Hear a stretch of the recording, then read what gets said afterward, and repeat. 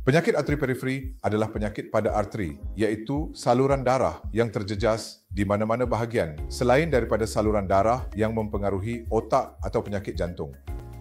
Secara normal, seperti yang anda tahu, arteri bermula dari jantung dan mengalir ke pelbagai bahagian badan.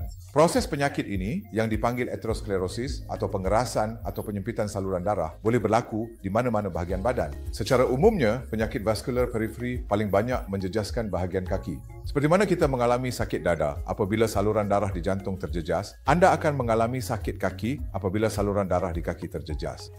Dan dalam jangka masa panjang, keadaan ini boleh menjejaskan otot-otot di kaki secara beransur-ansur dan pesakit mempunyai risiko tinggi untuk kehilangan anggota badan. Itulah sebabnya rawatan atau pengesanan awal bagi pesakit yang menghidap penyakit arteri periferi sangat penting.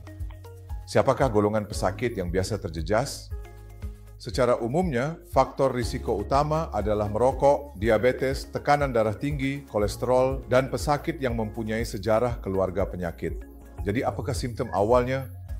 Apabila pesakit mula mengalami sakit di kaki, terutamanya sakit ketika mula berjalan atau sebelum ini boleh berjalan jauh tetapi kini tidak lagi mampu, ini adalah simptom awal. Dan inilah masa anda perlu berjumpa pakar bedah vaskular periferi dengan segera. Kerana jika saluran tersumbat dapat dikesan awal, pilihan rawatan akan menjadi sangat mudah. Kini terdapat pelbagai pilihan dalam diagnosis dan rawatan.